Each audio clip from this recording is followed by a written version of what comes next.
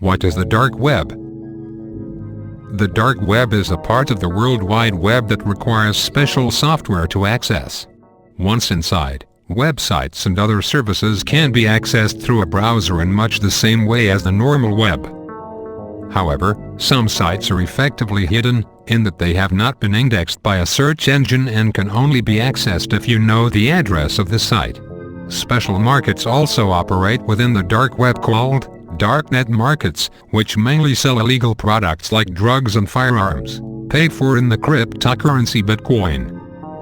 There is even a crowd-funded assassination market, where users can pay towards having someone assassinated.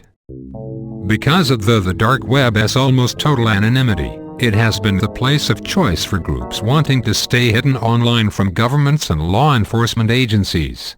On the one hand, there have been whistleblowers using the dark web to communicate with journalists, but more frequently it has been used by pedophile groups, terrorists and criminals to keep their dealings secret.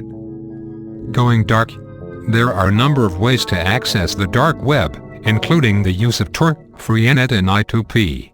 Of these, the most popular is Tor, originally called the Onion Router, partly because it is one of the easiest software packages to use. Tor downloads as a bundle of software that includes a version of Firefox configured specifically to use Tor. Tor provides secrecy and anonymity by passing messages through a network of connected Tor relays, which are specially configured computers. As the message hops from one node to another, it is encrypted in a way that each relay only knows about the machine that sent the message and the machine it is being sent to. Rather than conventional web addresses, Tor uses onion addresses, which further obscure the content.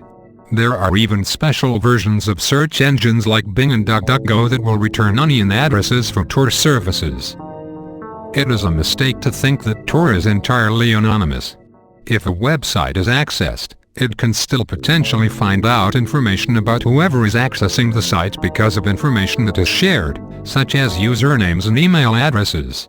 Those wanting to stay completely anonymous have to use special anonymity services to hide their identity in these cases. Services on the dark web would not have been as popular without the means of paying for them. This is something that Bitcoin has made possible. A recent study by Carnegie Mellon researchers Kyle Soska and Nicholas Kristen has calculated that drug sales on the darknet total $100 million a year. Most, if not all, was paid for in Bitcoin. Bitcoin is made even more difficult to track on the dark web through the use of mixing services like Bitcoin Laundry, which enables Bitcoin transactions to be effectively hidden completely. How dark is the dark web?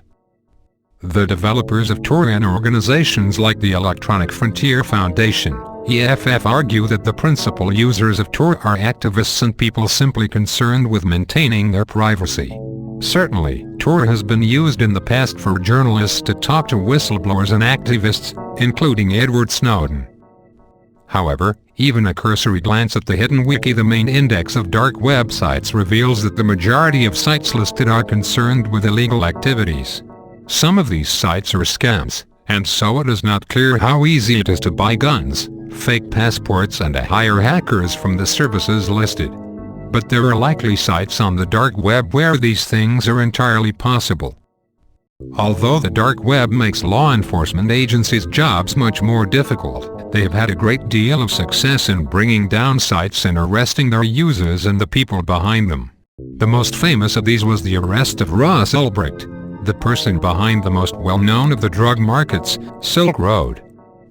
More recently, the FBI's arrest of 2 users of a child abuse site on the dark web highlighted that they are now able to use a range of techniques to unmask Tor users' real internet addresses.